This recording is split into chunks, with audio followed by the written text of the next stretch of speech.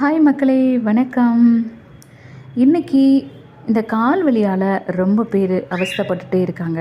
So அவங்களுக்கான ஒரு சின்ன டிப்ஸு தான் நான் இப்போ கொடுக்க போகிறேன். ஏன்னா எனக்கும் இந்த கால் வலி இருக்குதுங்க. நான் இதை டெய்லியுமே நான் செஞ்சு பார்க்குறேன். நீங்கள் வாரத்தில் 2 நாள் இல்லை 3 நாள் நீங்கள் ட்ரை பண்ணுங்கள். உங்களுக்கு நல்ல ரிசல்ட் கொடுக்கும். இப்போ நான் ஒரு வேஸ்ட் டப்பு ஒன்று எடுத்திருக்கேங்க. இதில் நம்ம காலுக்கு வெதுவெதுப்பான வெந்நீர், நான் இந்த வெந்நீர் தாங்க எடுத்திருக்கேன். அதனால் இந்த வெந்நீர் நான் கொஞ்சம் ஊற்றிக்கிறேன். இப்போது இந்த இது வெதுவெதுப்பாக தான் இருக்கும். அந்த தண்ணி நான் ரொம்ப சூடாலாம் ஊற்றிடக்கூடாது, ஏன்னா நம்ம கால் தாங்காது.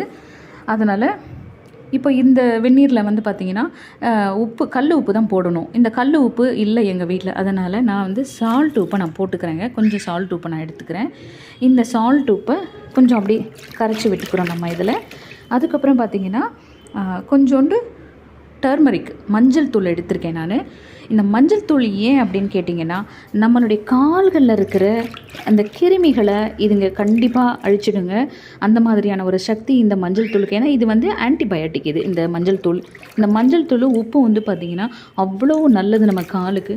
நம்ம காலில் இருக்கிற கிருமிகளை கண்டிப்பாக எடுத்துரும். இப்போ நான் இந்த 2 கால்களையுமே நான் இந்த வெந்நீரில் நான் வைக்கிறேங்க. இது இப்போ வெதுவெதுப்பாக இருக்குது இந்த தண்ணி.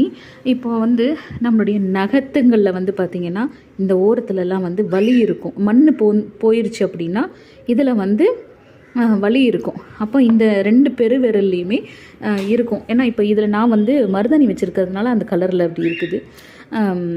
எனக்கும் இந்த வலியெல்லாம் இருக்கும். இப்போ நான் இந்த மாதிரி இந்த காலை இதில் டிப் பண்ணி வைக்கிறதுனால இதில் இப்போ இந்த வலிகள்லாம் இல்லாமல் தான் இருக்குது. நான் டெய்லியுமே நான் இதை பண்ணுவேங்க.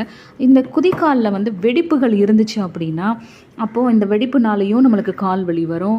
அதுக்கப்புறம் நம்ம நடந்துக்கிட்டே இருந்தோம்னா அதுக்கும் நம்மளுக்கு கால் வலி வரும்.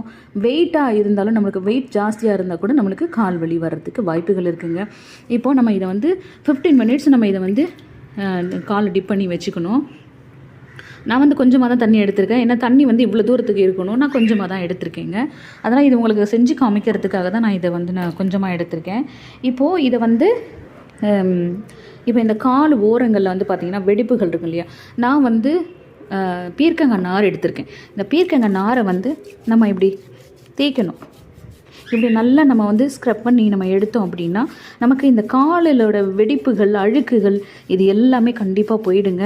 நம்மளுக்கு நிவாரணமும் கண்டிப்பாக கிடைக்கும். நம்ம சுற்றிலுமே நம்ம இப்படி தேய்ச்சி விட்டுக்கலாம்.